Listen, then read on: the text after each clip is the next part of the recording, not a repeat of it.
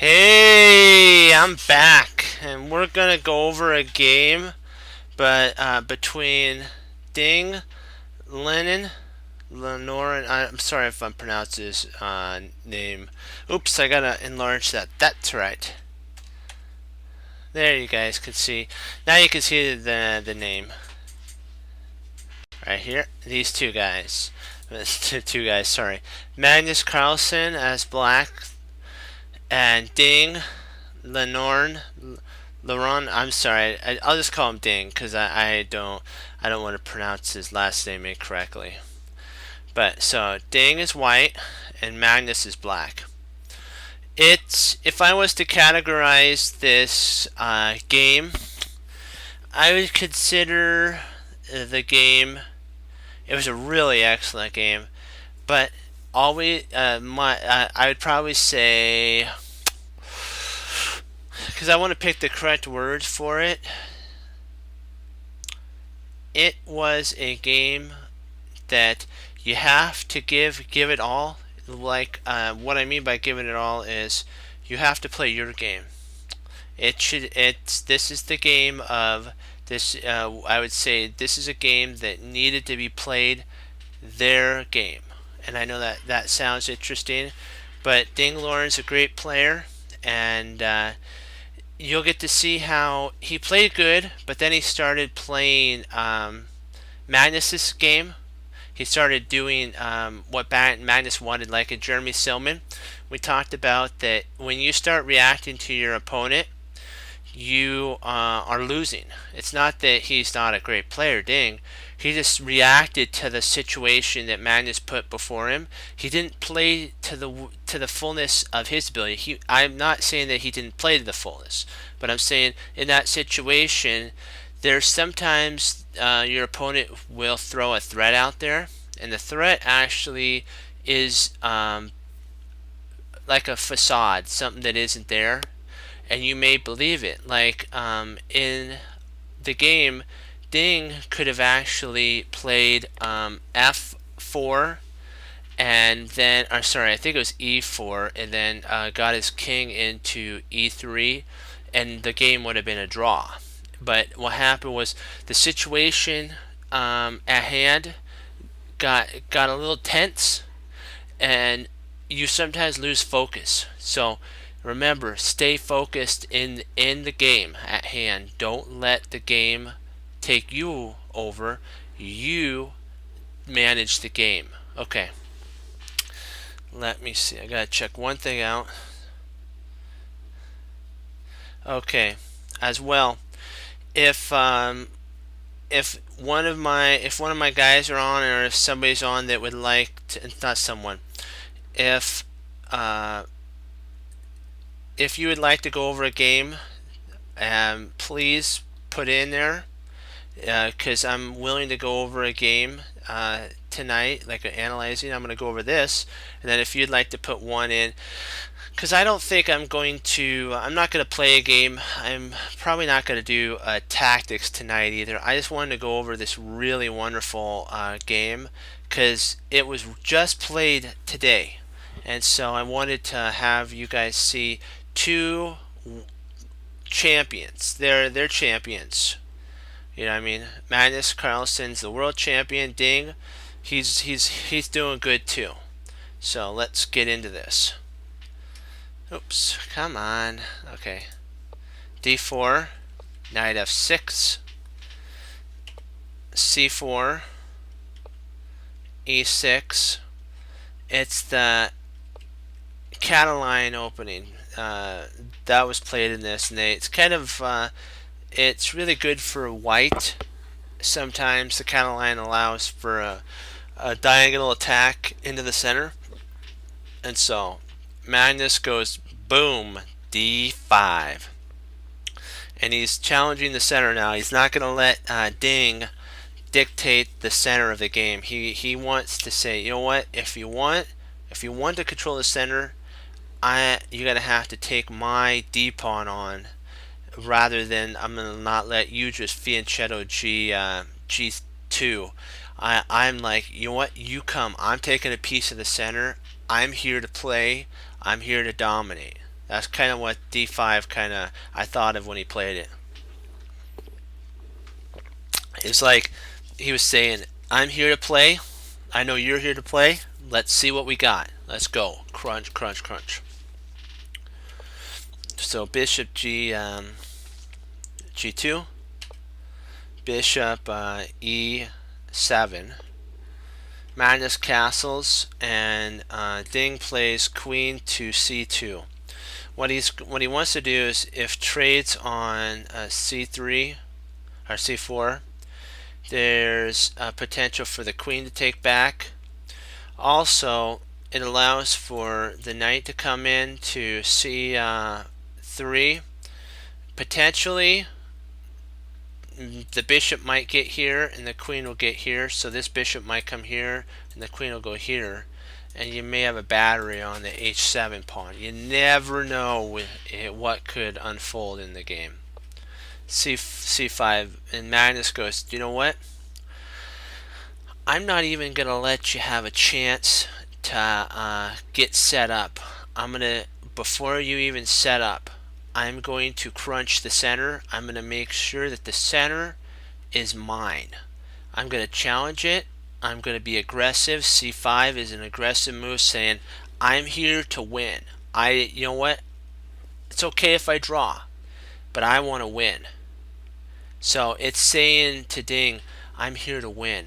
So when you see somebody play like c5 on you like that, crunch or bang, you have to know that they're going for it all. It's like ultimate takedown. So just be prepared when they do that. They're saying to you, prove it.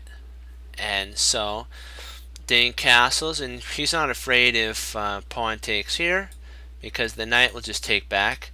He's not afraid if takes here, because he can always play a3 and then b4. He could play queen takes as well. So Ding's okay at this moment, but Magnus, if you notice, is starting to control the center. He's controlling d4, d4, and e4, and his knight's controlling e4, and so his bishop potentially, once these pawns get traded off, will have this wonderful diagonal, the a3 to f8 diagonal. So sweet, sweet, sweet, sweet. He takes. Now knight comes coming in, because if you notice, if Ding takes, knight takes c6, which he actually does in the game, the bishop can come out to a6, and a6 then attacks the rook right through this pawn into the rook. So a piece is never safe, even when it's in this type of a diagonal setup. Be very careful, because if these pawns ever go, your bishop can snap this rook off. So knight takes, and then he plays rook d1. It's stated in chess that you have to remember, even if there's a pawn in the center guarding your queen from this rook, remember, just imagine that potentially if this pawn ever gets taken, bang. So there's a pin of the rook on the queen with this pawn. So you have to, Magnus has to remember that and take in consideration that type of idea. And so there's really no threat at the moment, because he can move it. So he plays our idea of bishop to a6. Bishop a6 takes advantage of the weak c4 pawn and the vulnerable e2 pawn. It's only guarded by the queen. So if this queen ever moves, snap, and then it attacks the rook on d1. So you got to be very careful. And so we have to take that in consideration when we do our move sequences. Oops, I gotta do okay there. All right. B6, B3. It puts the question if he takes here. He can't take here, by the way. So because of whoop, that goes bye-bye. So Magnus steps out of the attack and goes to B6, and B6 is like it's hammering on the F2 pawn. Remember we talked about that the two squares in the beginning are weak, are the F7 for black and F2 for white. So Magnus is following principle and going after the vulnerable spot. And so we have to keep that in mind when you're positioning your pieces. So the knight comes to D2 for Ding. He's saying if you take here, I'm going to take back with my knight to C4, attacking your queen. Also, what does it do? It controls central squares. So these guys, the players, the grandmasters are playing for the center, and you could see how grandmasters set up positions for that. They know where to position pieces, and how to get them to that location. But a lot of grandmasters see, we're all human. We all make mistakes and stuff, and so what they do is they make small errors, and sometimes it's all about confidence. Sometimes they don't think that the position that they're in is strong enough to merit the move sequences, and then they miss them. So that happens to us all, but it's not like it's those type of things that grandmasters sometimes miss. So we got to keep that in mind. If you ever play one, don't fear, just play your game. FD1. Now this take is real. He controls this whole rook, this whole file if that happens. Bishop to B2. Bishop B2 is really, it takes in consideration the diagonal. Hold on, 1 second. Okay, it takes in consideration this diagonal along the A1 to H8 diagonal. It also takes a score at F G7. So if queen could get here and this knight wasn't here, you have mate. So you got to be careful when your opponent's bishops are starting to just sniper down your diagonals. Be very careful with that. Magnus goes rook to C8. Now he's saying if you take here, Ding, I'm going to take back here. I'm going to open up my rook on your queen. So we can play this game too. I could play attacking your queen like you attacked mine. I can do the same. I can welcome the same challenge that you do. I'm going to control the center. I want to keep my pawns there. I know that I have control. My pieces are coordinated. I'm ready for the KO. And he starts maneuvering for that. He starts getting his pieces around the pawns. His pawns get stronger and stronger, and you'll see how it actually works in the endgame. AC1, Ding says, you know what? Fine, you know what? I don't much mind if you take here. I'm going to take back there, attack your queen, and then if you take here, here, here, here, I'll take it. You know what? You could trade if you want, because I'll take, and it'll be like, you know what? I now control the open file. Who's in control? Me. And so moves talk to your opponent. They tell your opponent, you know what? I also am here. I'm not going to let you just take over the position. This type of a position here says, here, I'm here to control the center. Magnus's D pawn anchors the center. He can't play E4, and if he does, that's not a very good move because you could take, remember, and then there's a whole bunch of tactics that open up. Magnus goes H6 because he's saying to Ding, I'm passing the move to you. What are you going to play? Look at my pieces. They're good. I want to see what you're going to do. Your pieces look a little cramped. Show me what you have, and we'll see how this fight rolls up. So Ding goes e3. Excuse me. E3 threatens, stops the d4 pawn push for right now. But potentially C and this gets the pawn going. So you have to keep in consideration that, C5 says, I'm here for real. I'm here for real. I'm no longer defending. I'm dictating the game. This is my move. I'm putting the pressure on. What are you going to do? And if your opponent or Magnus's opponent doesn't play correctly, they're gonna feel it. So you wanna have them say, I'm here for real. That's what you want. So he takes, and now he has two connected pawns, but they're kind of isolated. There's no pawn here or here to protect them. So it's really interesting. This structure right here is killer. You'll have to see how it plays out. Knight f3. Knight f3 unleashes the rook, and so the rook now pins this pawn. So he really can't play there because you have here and here and here right now. So this knight move controlled heavily the d4 pawn 4 times. 1, 2, 3, 4.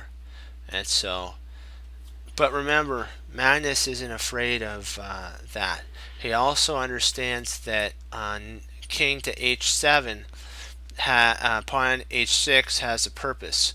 That when this is played, and if takes, and queen takes, queen actually can't take because the bishop controls the rook. So this is possible. D4 is possible, and it's like wham! It's like crunch. It's like it's like going, wow. You mean that can actually happen? That could be played?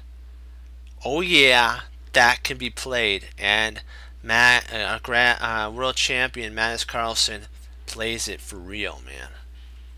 It's incredible at this point. Everybody was like in shock and awe when that happened, because they're like, can it actually be played? And it can be played. D4 can actually be played. It's like, really? But isn't it being defended 4 times? Yeah, but you got to remember, now you see why, even if there's a pawn blocking the queen and the rook, now you see why it's important to get the lady off of this type of an attack. See, now Ding has to move, and then what that allows is wham, the knight comes crushing in. It's like boom, and it's like ouch, because now you have a knight coming in, this bishop slicing in, this pawn's still here, next the bishop could come in. These 2 rooks are just like devastating the whole entire position. This isn't fun. If I was white, I wouldn't want to play white, because this just doesn't look too much entertaining for me. And so Ding decides to just put the queen off. It says, you know what? My lady is not in this fight. She's not up for grabs. If you're going to take, let's take. If not, you know what? Let's see what you got. And Magnus goes, you know what? I now have a passed pawn. What are you going to do about that? I have it protected twice, and pretty soon when this pawn goes, I can jam a bishop right to b4, attacking your queen, defending the d2 pawn square. It's stellar. The amount this was cool. This game was cool. That's why it's like, it reminds me of a middle end game. How this it's kind of progressing like an end game. How these pawns are starting to come down the board. It's just incredible. Knight comes in. Knight takes knight. queen takes, c4, smack. And c4 has a threat of b4. You see what that does? It attacks the queen, and if this takes here, there's really not a problem because now that's defended. And it's just, he takes, b4 comes smashing. It's like, really? Are you ever going to let up of the attack? And Magnus doesn't let up the entire game from here on. It's like being put into a vice, and it just constantly just the goes, and eventually there's nothing left but pieces, let's just say. And it's not good. I know I shouldn't be, that graphical and stuff, but I'm just saying though, it's just so cool. It's like it was like watching art on a board. How all this was played out by Magnus, it was incredible. Ding played excellent. Don't get me wrong. Ding played great too. He withstood all this attack, everything, and he still was able to hold the position for a long time. That's commemorable. c3, rook takes. Now if this takes, queen takes. There's a whole bunch of different ideas. Takes, b takes. You're thinking, why doesn't rook take here? Well, because of I think, if I'm not, yeah, right here, and then these two pieces can't be saved together. Let me see, because they had a setup for this. Let me see, there, and I think I'm not exactly sure. I didn't. Oh, I'm sorry. Here, and there. That's it. That was the tactic. And so Magnus had to take with. It was a force to take with the queen. Otherwise, that would have happened, and he would have lost a bishop, and Ding would have been ahead. Queen takes, bishop, rook takes. Rook comes to d2. For at this moment, there was some debate on that this would actually be a draw because there wouldn't be enough material to get this the pawn on d3 going. Because remember, what color is black's bishop? Light square. So this rook is on d2, which is a dark square, and there's no way to actually nudge it out. So it's kind of like implanted there. There's no knight to come here or here. The bishop stays on its own color, so it's kind of not doing too well. But there is a weakness. A2 is a weakness. Pawn a2. So we have to keep that in mind when we are deciding to do our move sequences. That yes, we may be stopping something, but there's a weakness that is also every move. Bobby says you give a square to get a square. That's what Bobby Fischer said. So c4 is played. The more pieces that we come off the board, the better chance it is for a draw to happen, because the less the amount of pieces for d3 to be defended against, attacked against, I'm sorry, it's easier to defend. That's what I mean, the inverse of what I just said. So what you have to do is you have to say to yourself, do I want to trade? The only problem with trading here is this is a weakness. Remember, this is a weakness, this is a weakness. So if Ding traded here and takes, this bishop's weak, and this rook could get activated down to the b1 pawn square and check. So you have to be careful. And so Ding, rather than played cd1, he now wants to trade this pawn up. If rook takes, rook takes, and if they're check, it's kind of risky to actually trade here because you have a discovery of c1. So I'd probably say that Ding saw that and he wouldn't do it. Probably after that would be bishop f1, which then you'd have enough pieces to attack the d3 square and it'd be okay at that point. c3, rook c3, 3 pieces defending. Would be 3 pieces attacking. So what Ding does is he sees that if he can get his majority on the king side going, he has the potential of getting a passed pawn. Also, if he plays e4, you have king f2 and king e3. That also puts another attacker on the d3 pawn. So that's what happens. So bishop to c4, Magnus sees the weakness and goes for the weakness. A2, king f2, a3. Now there's a double attack on this pawn, and if rook takes, rook can actually takes, then bishop takes. Now Magnus would have 2 passed pawns, the a pawn and the d pawn, and it would be kind of tough to handle. So Ding goes f1, a5.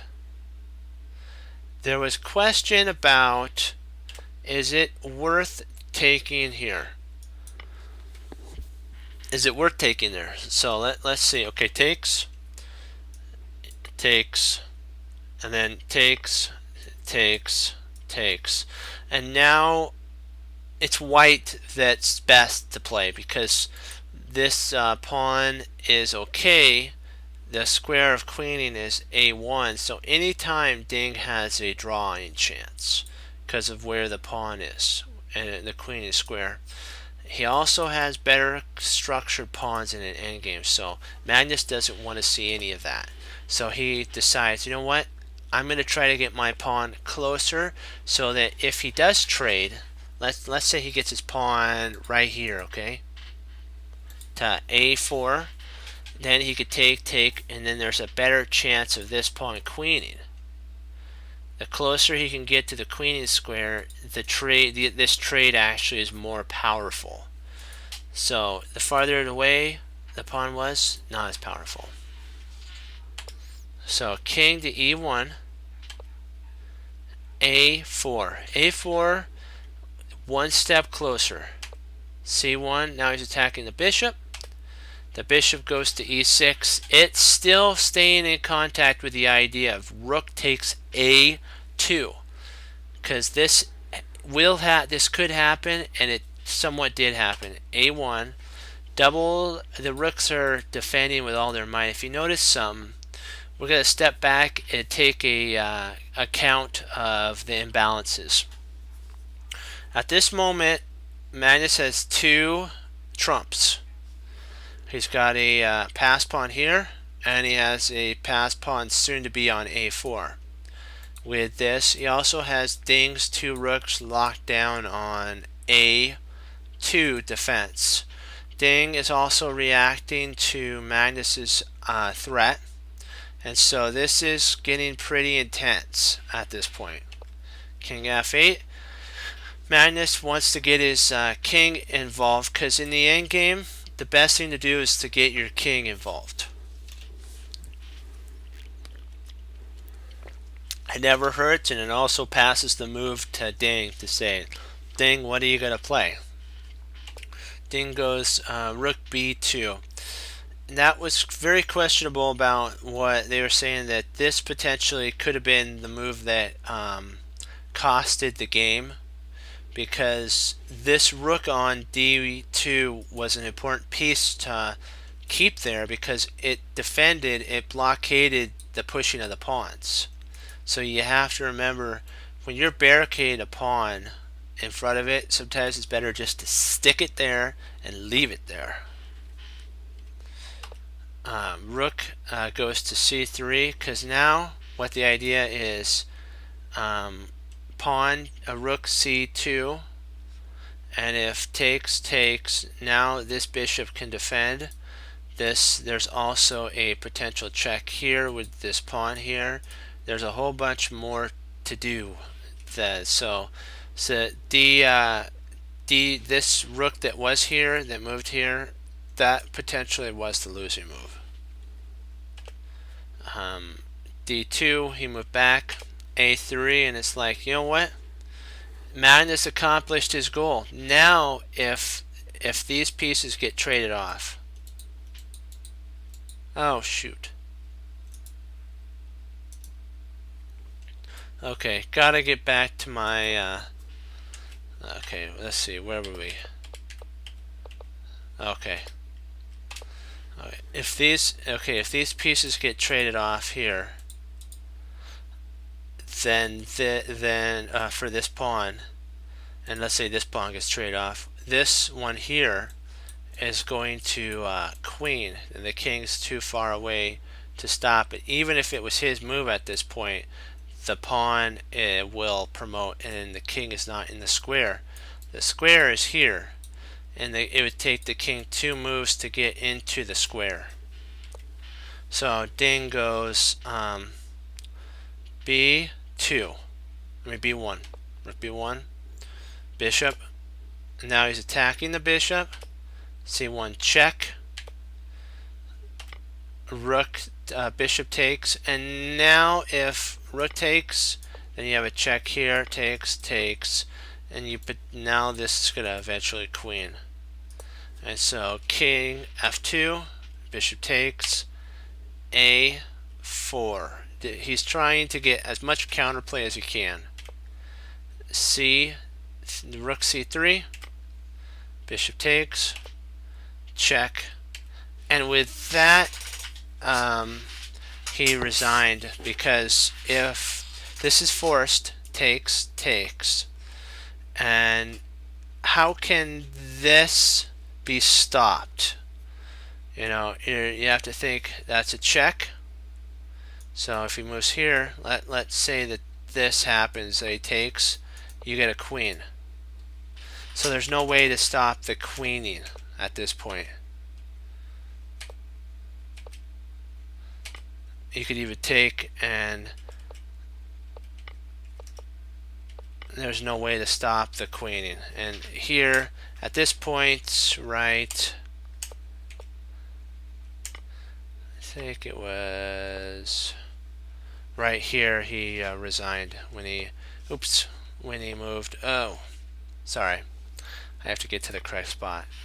When he got here, let's see, when that was taken and that was played, the resignation happened.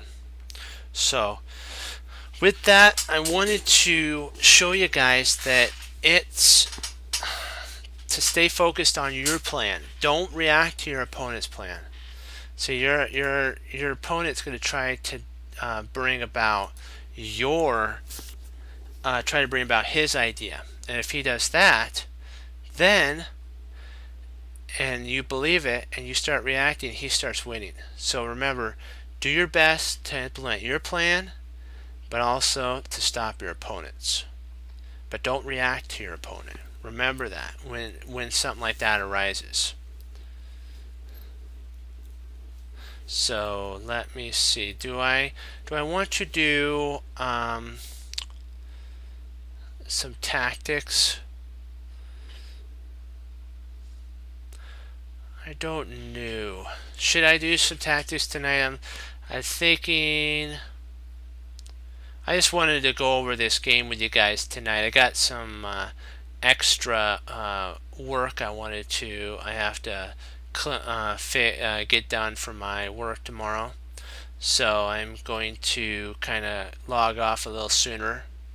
But I wanted to get on and talk with you guys and show you a really good end game all the way to the end, how Magnus handles the situation, how he went through the middle game, he handled that, how Ding did really good too.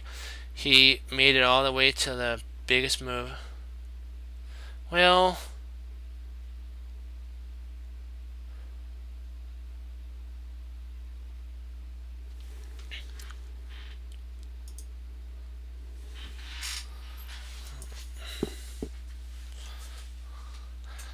Nah, I'm gonna probably just call it a day. I appreciate it. We'll have to pick up a game to play a game later, but I do need to get off and get some work done. But thank you for logging on, watching, enjoying it, and I hope you enjoy the analysis that we went over in the game, Ding versus Magnus. So, with that, guys, as Wesley So would say, serve the Lord Jesus. And as I say, guys, God bless. And I will see you next time on Chess Cruncher TV, and we'll do more tomorrow, okay? Thank you. God bless. Bye bye.